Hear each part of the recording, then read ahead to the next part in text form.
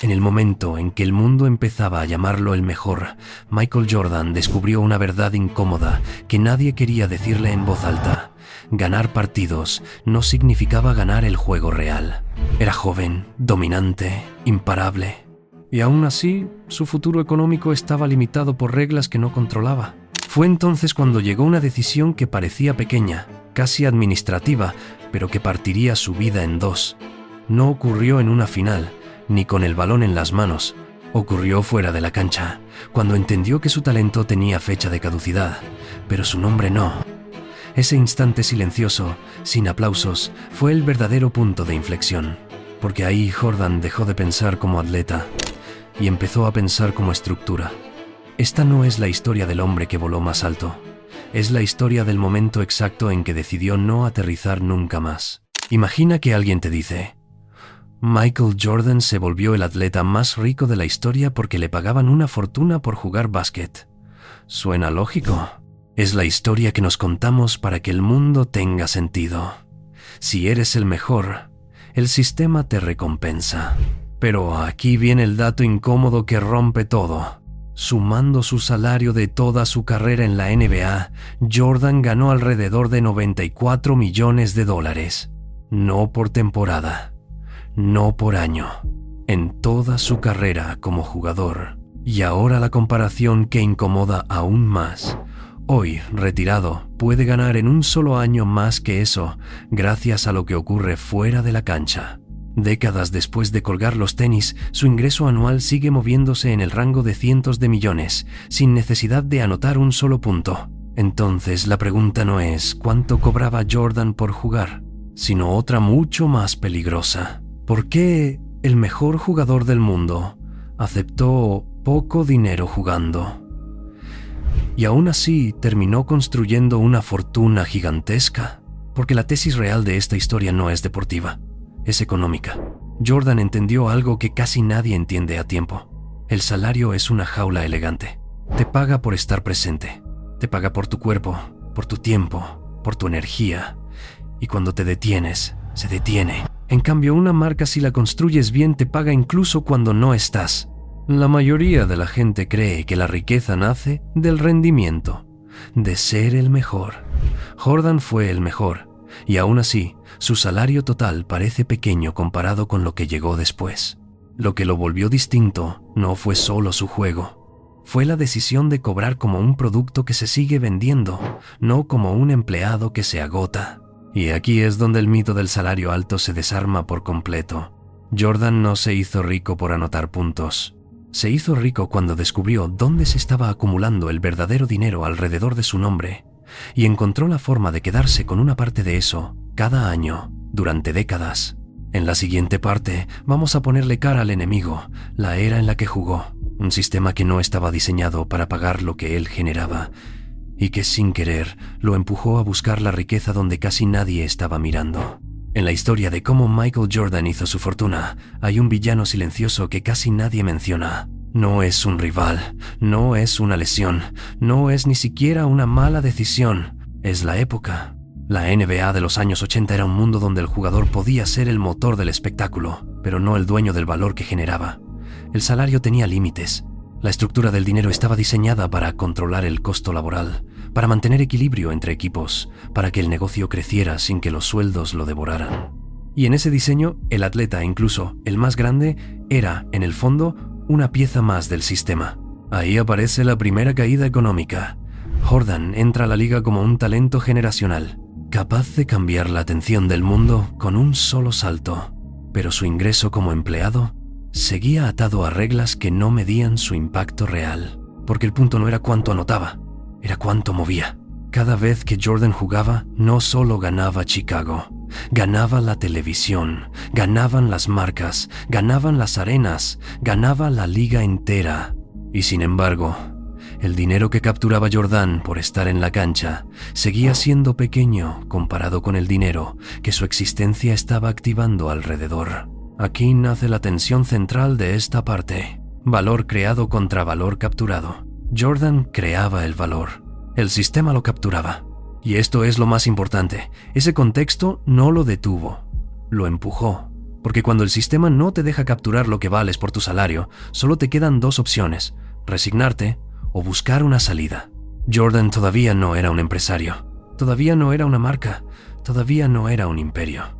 Pero ya estaba viviendo una verdad que muchos tardan décadas en entender. Si tu ingreso depende de las reglas de alguien más, tu destino también. Por eso esta etapa importa tanto. Porque antes de que exista el gran golpe financiero, antes de la decisión que cambiaría todo, Jordan tenía que chocar con esta injusticia silenciosa. Ser el mejor del mundo y aún así no poder cobrar como tal dentro del juego. El sistema no estaba diseñado para hacerlo rico. Todavía, Jordan no se volvió rico porque el sistema lo premiara. Se volvió rico el día que entendió que el sistema no iba a premiarlo como él valía y decidió salirse de la lógica del salario. 1984. Un novato, un cuerpo todavía sin historia en la liga. Y aún así, varias marcas lo querían.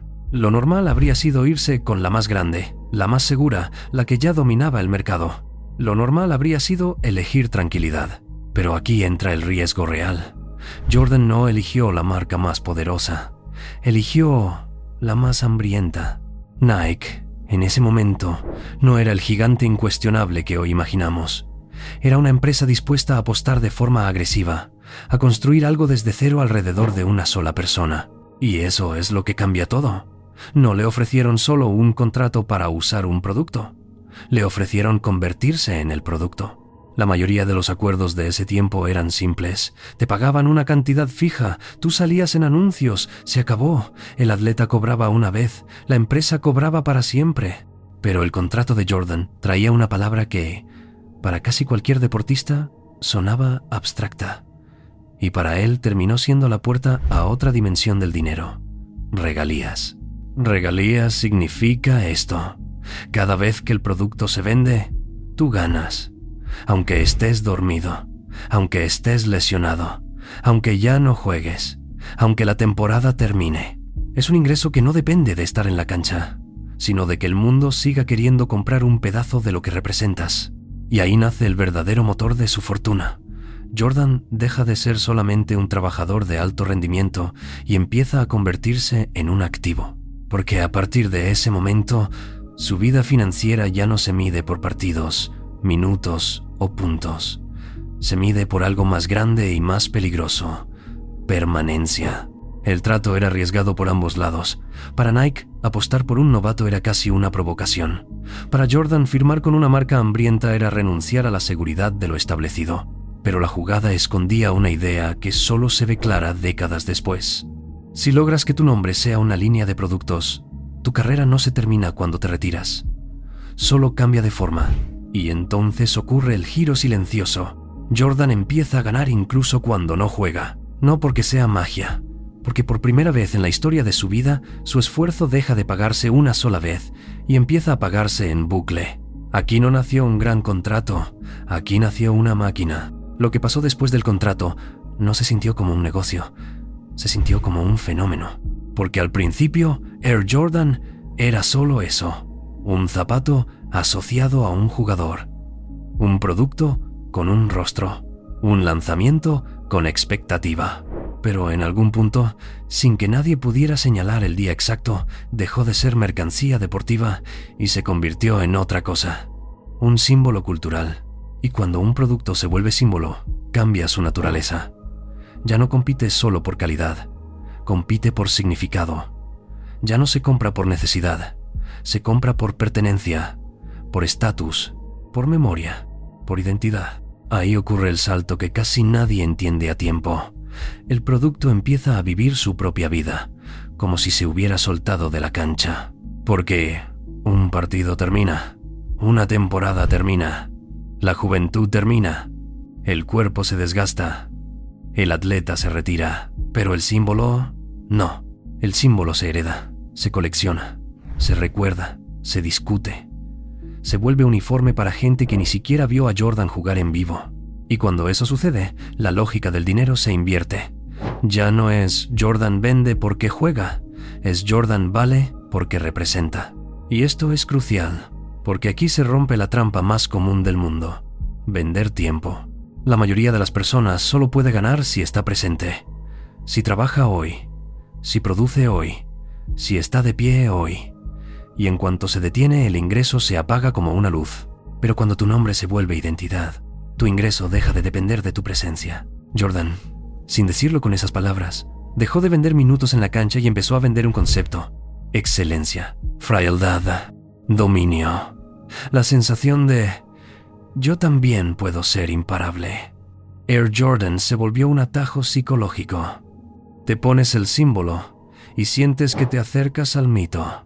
Y no necesitas que Jordan juegue para que eso funcione. De hecho, es más poderoso cuando ya no juega, porque el mito se congela perfecto. No envejece, no falla, no se cansa, se queda en su mejor versión para siempre. Aquí la historia entra en su fase exponencial. El ingreso se desacopla del esfuerzo físico. Ya no importa cuántos puntos anota, importa cuántas personas, en cuántas ciudades, en cuántas generaciones deciden que ese símbolo todavía significa algo para ellos. Y cuando un símbolo se vuelve global, la pregunta deja de ser ¿cuánto ganas por jugar? La pregunta se vuelve mucho más grande y mucho más peligrosa. ¿Cuánto vale ser una idea que el mundo no quiere soltar? Llega un momento en esta historia donde algo cambia dentro de Jordan. No es una clavada, no es un campeonato, no es una jugada, es una claridad fría. El salario deja de importar, porque el salario, incluso el mejor salario, tiene una característica invisible que lo vuelve pequeño con el tiempo. Es lineal, te pagan por temporada, por año, por contrato, y aunque suba, sube como una escalera, un peldaño a la vez. Pero la marca se mueve como otra cosa. La marca crece como interés compuesto. No se limita a un equipo, ni a un calendario, ni a un cuerpo. Se multiplica cuando entra en la cabeza de la gente. Aquí ocurre la ruptura mental. Jordan mira su realidad y se da cuenta de algo casi ofensivo. Puede ser el jugador más determinante del planeta. Puede sostener una franquicia, puede llenar arenas, disparar ratings, vender boletos, subir el precio de los anuncios. Y aún así, dentro del sistema NBA, su ingreso sigue siendo el pago por hacer su trabajo. Mientras tanto, fuera de la cancha, hay otra economía ocurriendo al mismo tiempo. Una economía que no depende de cuántos minutos jugó, sino de cuántas personas lo reconocen, lo imitan, lo citan, lo recuerdan. Y ahí entran los patrocinios como señales de ese nuevo mundo. Gatorade no compra un tiro de media distancia, compra una sensación, energía, confianza, rendimiento. Hanes no compra un partido de playoffs, compra familiaridad. Algo cotidiano que se vuelve mejor solo por estar cerca de su nombre. McDonald's no compra una estadística, compra atención masiva, repetida, mundial. Cada acuerdo es una confirmación de la misma verdad. Jordan ya no es solo un atleta, es un medio de comunicación. Y cuando entiendes eso, el sueldo se vuelve casi anecdótico, porque el sueldo tiene techo, la atención no. Aquí es donde se rompe la lógica tradicional del trabajo bien pagado, porque el trabajo bien pagado sigue siendo trabajo, sigue siendo tiempo a cambio de dinero. Pero cuando tu marca funciona, el intercambio cambia. Ya no vendes tiempo, vendes símbolo, y el símbolo se puede vender miles de veces sin que tú te gastes miles de veces. Esa es la diferencia entre ganar mucho y construir riqueza. Ganar mucho es llegar cansado a casa, con un número grande. Construir riqueza es despertar y saber que el sistema sigue generando a tu favor aunque hoy no hagas nada. Jordan entiende que su valor real no está en la nómina, está en el eco. El salario es la parte visible, la marca es la sombra enorme que se mueve detrás. Y en el momento en que lo ve con claridad, algo dentro de él se cierra para siempre. Ya no va a medir su vida financiera por lo que le pagan por jugar, sino por lo que su nombre puede seguir produciendo sin él. Porque ahí está el verdadero truco. El sueldo te paga una vez, la marca te paga cada vez. El retiro, para la mayoría de los atletas, es una palabra que suena a cierre, a final, a silencio. Para Jordan el retiro fue otra cosa. Fue cuando el dinero por fin dejó de depender del cuerpo. Porque mientras jugaba, su vida financiera todavía tenía una condición física escondida. Podía ganar mucho, sí, pero seguía siendo un intercambio, rendimiento por pago. Si se lesionaba, si envejecía, si bajaba el nivel, el sistema tenía una forma de recordarle que la fuente principal seguía siendo su presencia. Y entonces se va. Se apagan las luces de la cancha. Se acaban los viajes. Se termina la temporada eterna. El mundo empieza a hablar de el después, pero el ingreso no se va con él. Aquí aparece ese poder silencioso que casi nadie entiende. Jordan ya no necesita jugar para seguir ganando. De hecho, en esta etapa, su relación con el dinero se vuelve más limpia, más fría y más peligrosa. Porque ahora no está vendiendo su esfuerzo, está cobrando por un activo. Nike sigue pagando, año tras año. Y lo importante no es el número exacto, sino lo que representa. Una cantidad tan grande que hace que su salario de jugador parezca un capítulo pequeño dentro de una historia mucho más grande. Mientras otras carreras se apagan, la suya se vuelve automática. Y entonces entiendes la verdadera transformación. El activo ya no es su cuerpo, es su nombre. Un nombre que funciona como una llave. Abre puertas incluso cuando él no está presente. Vende productos incluso cuando él no aparece. Genera deseo incluso cuando él guarda silencio. Y eso cambia la naturaleza de su vida para siempre. Deja de ser un hombre que produce dinero y se convierte en un hombre del que el dinero se desprende. Esto es lo que casi nadie te dice cuando habla de riqueza. La mayoría de las personas sueña con ganar mucho. Jordan descubre algo más raro. Ganar sin estar. Ganar sin moverse. Ganar sin exponerse. Ganar sin gastar tiempo. Porque cuando tu modelo se basa en la marca y en regalías, tu trabajo ya no es hacer más. Tu trabajo es seguir siendo relevante. Es proteger el símbolo, mantenerlo limpio, mantenerlo deseable, mantenerlo vivo en la mente del mundo. Y ahí ocurre el giro psicológico. El retiro deja de sentirse como pérdida. Se siente como liberación. La cancha ya no es su fábrica. La fábrica ahora está en la cultura, en los closets, en las vitrinas, en los coleccionistas, en la nostalgia, en la idea de que usar ese símbolo todavía significa algo, todavía te acerca a una versión mejor de ti. Jordan descubre, por fin, el ingreso que no depende de estar presente, el ingreso que nace cuando el mundo compra una identidad. Y una vez que pruebas eso, ya no vuelves a pensar igual sobre el trabajo.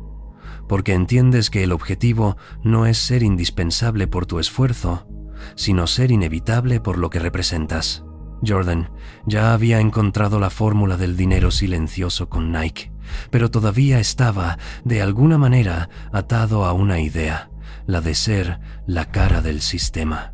Y entonces hace el movimiento más subestimado de toda su historia financiera. Compra Charlotte, no como fan, no como figura ceremonial, no como inversionista pasivo que aparece en fotos.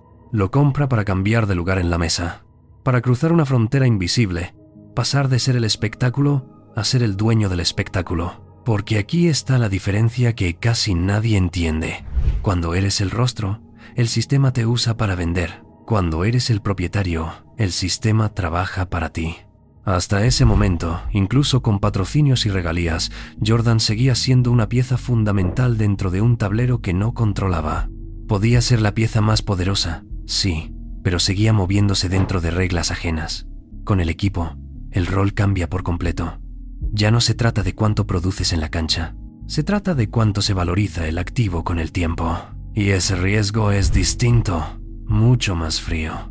Porque comprar un equipo no te garantiza aplausos, no te garantiza resultados, no te garantiza que la gente te quiera. Te obliga a jugar un juego más lento, más pesado, más largo. El juego de la valorización.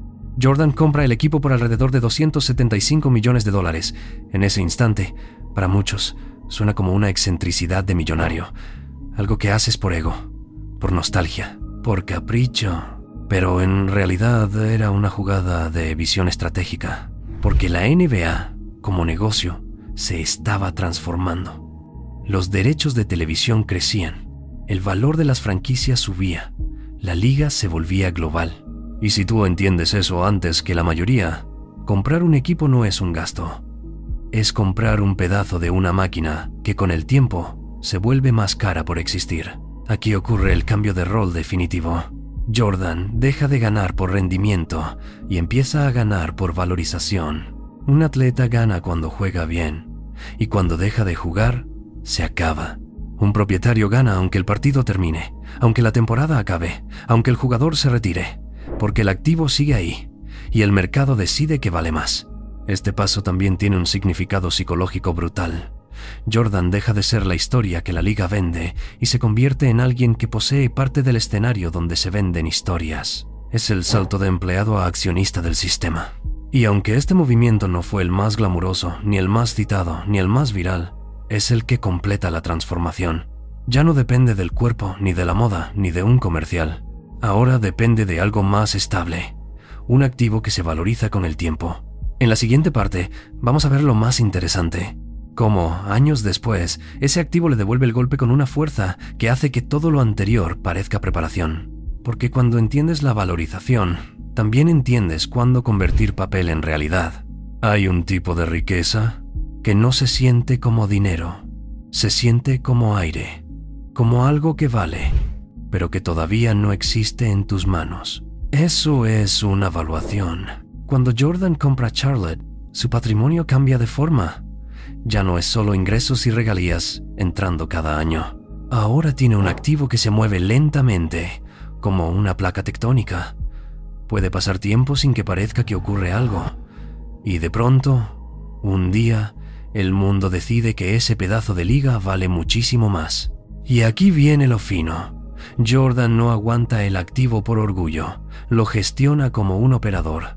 Porque llega un momento en que el mercado te ofrece una puerta de salida y tú tienes que decidir si eres un fan o un inversionista. La mayoría se equivoca en ese punto. O vende tarde por apego o vende temprano por miedo. Jordan hace algo más inteligente. Vende sin irse. Es un movimiento que suena simple, pero es raro en la vida real. Significa convertir parte del valor en dinero real, sin matar el motor, monetizar sin desaparecer, tomar ganancias sin romper el puente. La venta de su participación mayoritaria se da con una valuación cercana a $3.000 millones, muchísimo más que lo que pagó cuando entró. Y lo importante no es solo el salto, es lo que demuestra. Jordan entiende que el juego no se gana únicamente acumulando, se gana sabiendo cuándo cristalizar.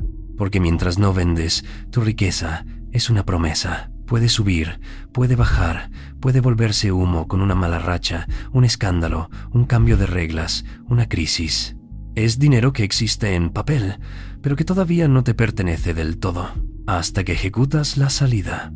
Aquí aparece el concepto que separa a los ricos de los verdaderamente estratégicos. La salida no es huida, es optimización, no es renunciar, es realizar. Jordan no liquida todo. No corta la historia, no borra su presencia, se queda con una parte, mantiene un pie dentro, conserva el símbolo, y al mismo tiempo convierte años de valorización en realidad tangible.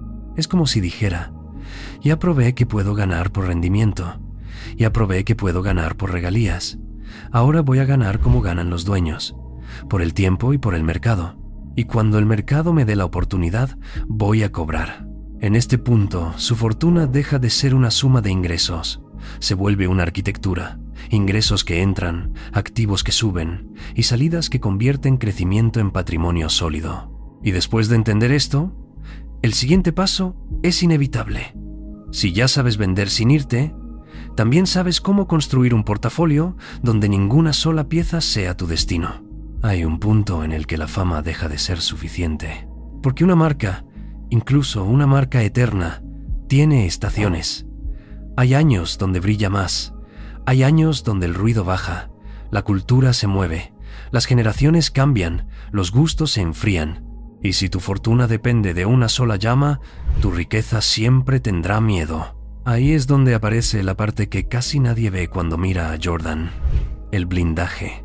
Porque el verdadero lujo no es ganar mucho, el verdadero lujo es no depender de una sola cosa para seguir ganando. Jordan ya tenía el motor de Nike. Ya tenía la lógica del propietario. Ya había ejecutado una salida estratégica. Pero el siguiente nivel es más silencioso y más inteligente. Construir un imperio que no se derrumbe si una pieza se debilita. Aquí entra la diversificación. Inversiones fuera del deporte, fuera del ruido de la cancha, fuera del ciclo emocional del fan. Cosas aburridas, en apariencia, pero justamente por eso son poderosas. Bebidas, restaurantes, proyectos tecnológicos, participaciones en marcas que no necesitan que alguien se ponga unos tenis para vender. Este punto es clave. Cuando diversificas, dejas de apostar por tu reputación como si fuera una moneda única. Empiezas a construir un sistema donde el dinero tiene varias rutas para volver a ti. Y eso cambia la psicología, porque cuando tu fortuna depende de una sola fuente, cada noticia te afecta, cada tendencia te persigue, cada caída de popularidad se siente como amenaza personal. Pero cuando tienes varias columnas sosteniendo el techo, una mala temporada no te destruye, solo te incomoda. Jordan entiende que el dinero más sólido no es el que entra por aplausos, es el que entra por estructura. Por eso diversifica, para que su riqueza no sea frágil, para que no dependa de estar de moda, para que incluso si la marca se enfría un poco, el capital siga trabajando por debajo, como una maquinaria que no necesita atención pública. Aquí, el guión se vuelve más profundo. Jordan deja de ser una persona con ingresos y se convierte en una persona con un ecosistema. Un ecosistema donde unas piezas generan flujo, otras generan crecimiento y otras protegen el patrimonio. Donde el objetivo ya no es ganar más, sino no perder lo construido. Porque la gente se obsesiona con el crecimiento y se olvida del verdadero problema. La riqueza es fácil de hacer frágil. Basta con concentrarla.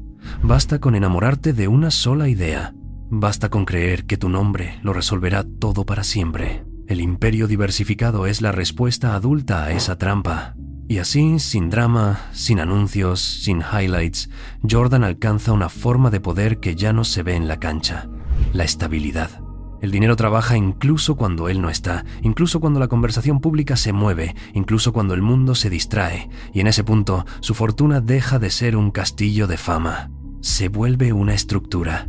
Al final, la historia de Michael Jordan no se entiende con una canasta, ni con un campeonato, ni con un discurso. Se entiende con una frase incómoda. Jordan no fue el mejor pagado, fue el mejor posicionado. Porque si miras su carrera como atleta, puedes admirar la disciplina, la obsesión, el dominio. Pero si miras su carrera como constructor de fortuna, lo que ves es otra cosa. Un hombre que entendió antes que casi todos que el valor real no está donde la gente cree que está. La mayoría piensa que el valor está en el trabajo visible, en el esfuerzo, en el rendimiento, en hacerlo bien. Y sí, eso importa, pero solo hasta cierto punto. El rendimiento te abre la puerta, te da credibilidad, te pone en el mapa, pero no te hace dueño. Jordan se convirtió en un caso único porque hizo algo rarísimo. Usó la gloria como materia prima y construyó encima una estructura económica que podía sobrevivirle. No una racha, no un contrato, no un golpe de suerte, una estructura. Primero entendió que el salario era el techo más cercano. Luego entendió que las regalías eran el puente hacia un ingreso que no depende del cuerpo. Después entendió que la propiedad era el salto hacia un dinero que crece por el tiempo y el mercado. Y finalmente, entendió la parte más difícil, que la riqueza real no es solo hacer dinero, sino sostenerlo, blindarlo, controlarlo y decidir cómo será recordado. Porque ahí entra una dimensión que normalmente se ignora. El legado no es solo lo que hiciste, es lo que queda cuando ya no estás. Jordan cuida su legado como se cuida una marca viva, no solo por ego, por lógica. Si tu nombre se convirtió en un activo, tu reputación también es parte del balance. Y por eso el control narrativo importa tanto. Importa qué historias se asocian a ti. Importa qué imágenes sobreviven. Importa qué símbolos se vuelven permanentes. Incluso su filantropía entra dentro de esa idea de legado. No como un simple acto bueno, sino como una señal de que su figura ya no pertenece solo al deporte, pertenece al imaginario colectivo. Y cuando una persona se vuelve símbolo, el símbolo también tiene que demostrar algo más que rendimiento, tiene que tener significado. Pero aquí está el punto central, el cierre que realmente duele si lo entiendes. Jordan no se volvió inmensamente rico porque trabajó más que todos. Hay gente que trabaja más, hay gente que se rompe más. Hay gente que se deja la vida sin construir nada. Jordan se volvió inmensamente rico porque entendió dónde estaba el valor y cómo capturarlo. El valor estaba en la atención, en la identidad, en la cultura, en la permanencia, en la propiedad, en el tiempo. Estaba en todo lo que rodea al juego, no solo en el juego. Estaba en el hecho de que millones de personas no querían solo verlo ganar, querían comprar una parte del mito. Y él supo colocarse exactamente en el punto donde el mito se convierte en negocio sin morir como mito. Ese es el legado financiero. Pasar de ser alguien que cobra por hacer, a ser alguien que cobra por representar. Y eso cambia la lectura completa de la historia. Porque ya no es un cuento de talento, es un cuento de arquitectura. El final entonces no es Jordan ganó. El final es Jordan construyó una máquina que sigue funcionando incluso sin él. Y si hay una conclusión que se queda, no es romántica, es brutal. La riqueza no premia al que más trabaja, premia al que entiende dónde está el valor y tiene el coraje de moverse hacia ahí antes que todos.